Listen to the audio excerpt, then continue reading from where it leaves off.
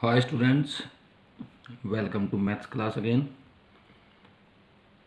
Today I will teach you next topic of the chapter determinants. Properties of determinants. Property 1. The value of the determinant remains unchanged if its rows and columns are interchanged. एक example लेते हैं. Suppose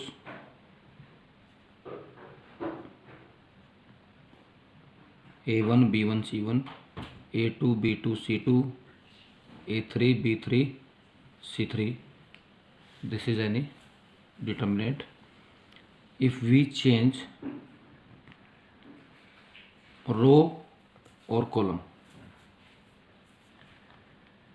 A1 B1 C1 A2 B2 C2 A3 B3 C3.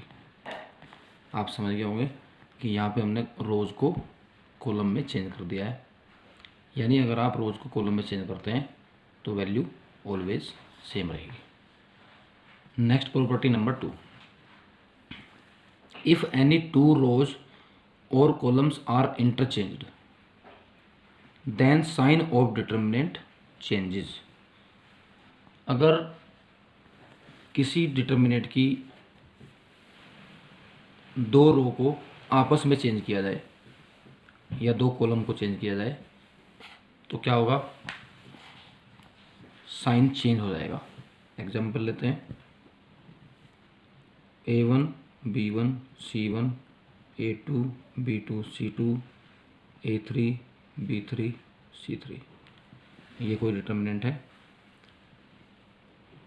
अगर हम second row को first से interchange करें तो ये वैल्यू नेगेटिव आ जाएगी. ठीक है बच्चों. Come to the property number 3. If any two rows और columns of a determinant are identical then the value of the determinant is 0. Identical means मान लो ये कोई डिटर्मिनेंट है A1 B1 C1 A1 B1 C1 A2 B2 C2. तो हम ऐसे determinant को आइडेंटिकल कहेंगे जब इन किसी भी डिटर्मिनेंट की दो रो बिल्कुल सेम हो और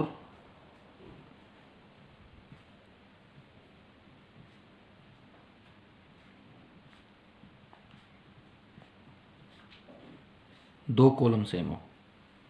these are identical columns and identical rows. Clear. ऐसी कंडीशन में वैल्यू किसके इक्वल होती है? 0 के इक्वल होती है. अब आते हैं प्रॉपर्टी नंबर 4 पे. इफ ईच एलिमेंट ऑफ रो और column of a determinant is multiplied by a constant k then its value multiplied by k.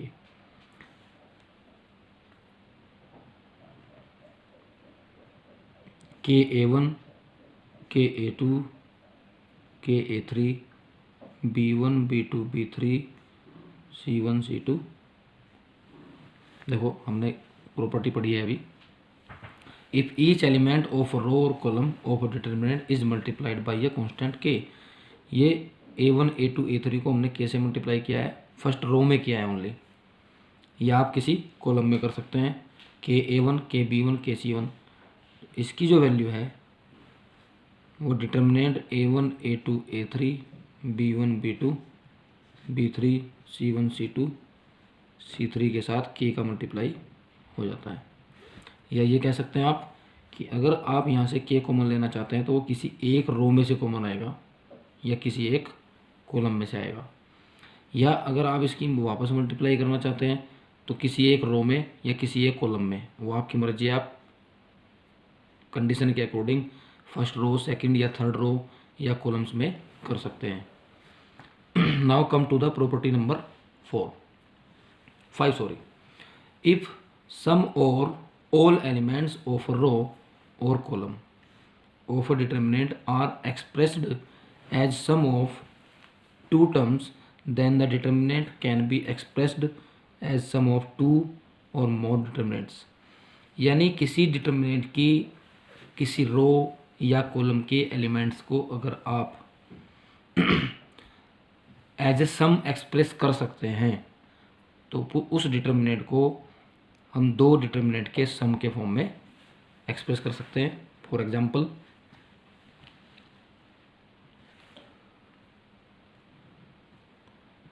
A1 A2 A3 B1 B2 B3 C1 C2 C3. लेकिन यहाँ पे जो third column है इसको आप ऐसे लिख सकते हैं.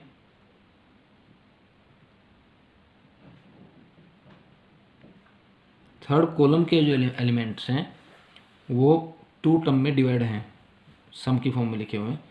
तो इसको आप ऐसे लिख सकते हैं A1 A2 A3 B1 B2 B3 C1 C2 C3 plus यहाँ पे एक और डिटर्मिनेंट आ जाएगा A1 A2 lambda 1 B1 B2 lambda 2 C1 C2 lambda 3.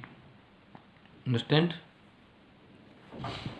Next property number 6. If to each element of any row or column of a determinant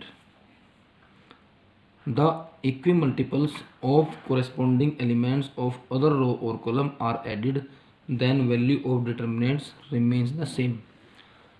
ये property बहुत important है. इसके लिए एक एग्जांपल आप लेंगे और ज़रा ध्यान से देखेंगे किस तरीके से इसको अप्लाई करना होता है. RI tends to RI plus KRJ और CI tends to CI plus KCJ. इस तरह का ऑपरेशन हमने मैट्रिक्स चैप्टर में भी अप्लाई किया था, जहाँ पे हम रो ऑपरेशन से इन्वर्स ऑफ मैट्रिक्स फाइंड कर रहे थे. बिल्कुल उसी टाइप की प्रॉपर्टी है. किसी भी डिटर्मिनेंट में अगर आप किसी कॉलम को दूसरे कॉलम में किसी मल्टीपल से मल्टीप्लाई करके ईच एलिमेंट को ऐड कर रहे हैं तो उसकी वैल्यू में कोई चेंज नहीं होगा. इसके लिए एक डिटर्मिनेंट लेते हैं 1 2 3 4 5 6 7 8 9. सपोज आप यहाँ पे अप्लाई करना चाह रहे हैं C1 tense to C1 plus 2C2. तो हम इसमें अप्लाई करेंगे C1 tense to C1 plus 2C2. तो आपका फर्स्ट कॉलम ये है 1 4 7. यहाँ पे जो चेंज होना है वो कॉलम फर्स्ट में होना है, ध्यान रखें. और आप सेकंड कॉलम को 2 से मल्टीप्लाई करेंगे और फर्स्ट में ऐड करेंगे. 2 2 जा 4 प्लस 1 5 2 5 जा 10 प्लस 4 14 2 8 जा 16 प्लस 7 23 2 5 8 3 6 9. बहुत ही इम्पोर्टेंट प्रॉपर्टी है. इससे रिलेटेड एक क्वेश्चन 4 मार्क्स का 100% बोर्ड में आता है, इसलिए इस प्रॉपर्टी को ध्यान से अप्लाई करना है. Okay student. प्रॉपर्टी 7.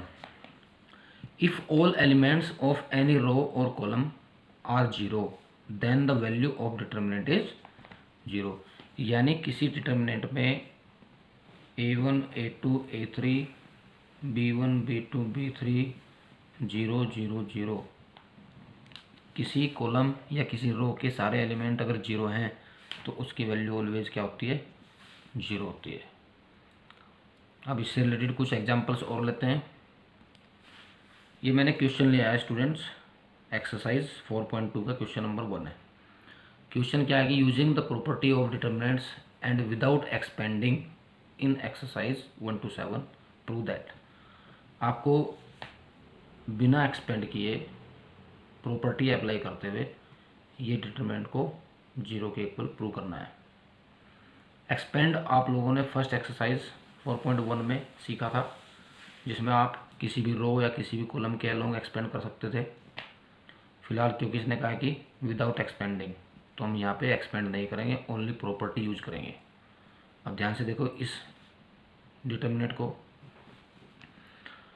इसको प्रॉपर्टी नंबर 5 अप्लाई करके टू डिटर्मिनेंट के सम के फॉर्म में लिख सकते हैं। X Y Z A B C X Y Z plus X Y Z A B C, और ये वाला एलिमेंट्स ए बी सी यहाँ पे आ जाएंगे।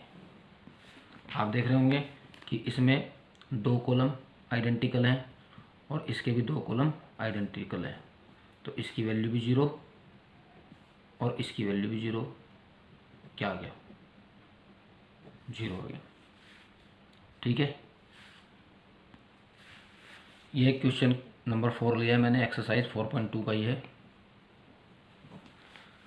इसमें भी आपको विदाउट एक्सपेंडिंग प्रॉपर्टी को यूज करके प्रूव करना है 0 के equal 1 1 1 B C C A B A into B plus C B into C plus A C into A plus B. हम क्या करते हैं, पहले ए से मल्टीप्लाई कर देते हैं, ब्रैकेट में लेफ्ट हैंड साइड लेते हैं। 1 1 1 B C A B plus A C plus C A B C A plus B C. अब इस पे आपको प्रॉपर्टी नंबर 6 अप्लाई करनी है। हमें अप्लाई करना है यहाँ पर C3 tends to C3 plus C2। Third column में सेकंड कॉलम को ऐड करेंगे। 1 1 1 B C C A B, ये दोनों कॉलम एज इट इज आएंगे, केवल चेंज आना है C3 में। A B plus B C plus C A B plus B C plus C A, फिर A B plus B C plus C A B plus B C plus सी ए।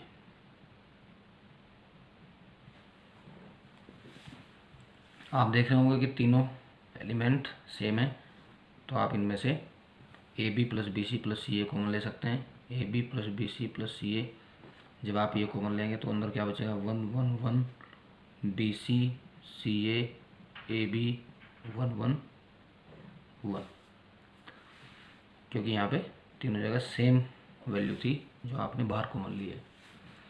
अब ये दोनों column identical हैं, यानी दोनों के element same हैं, तो ये हो जाएगा A B plus B C plus C A into 0। इसकी वैल्यू क्या होगी?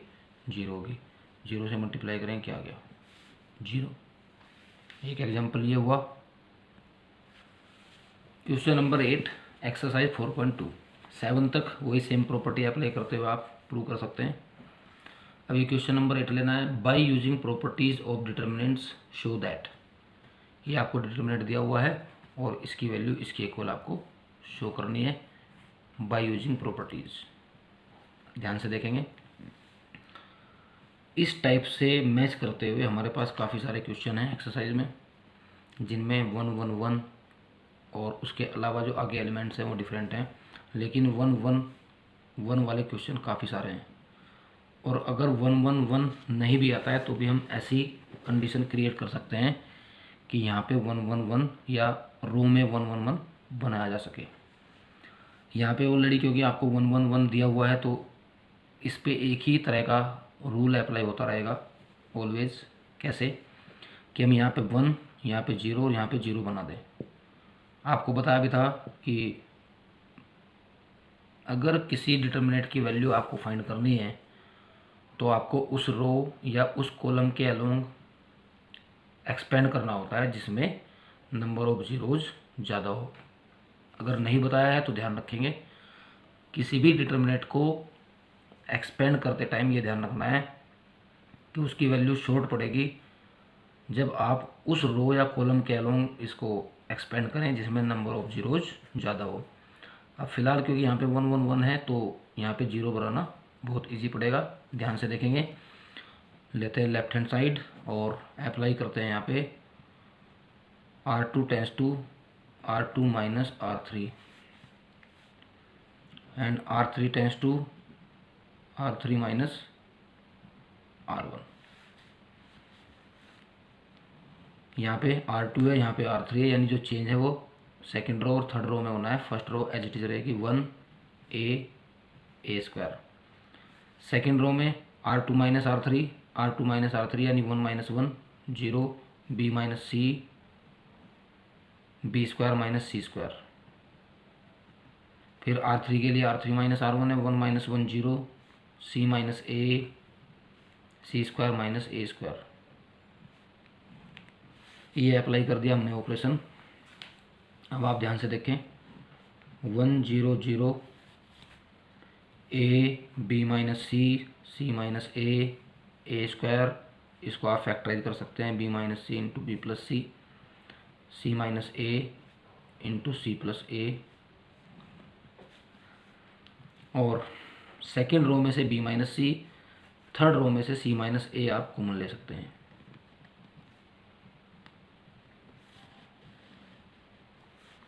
जब आप कॉमन लेंगे तो क्या बचेगा 1 0 0 ए, यहाँ पे बी माइनस सी था बाहर लिया हमने कॉमन 1 बचा, ए स्क्वायर यहाँ पे बचा बी प्लस सी, ऐसे ही सी माइनस ए कॉमन लें यहाँ पे 1 और यहाँ पे सी प्लस।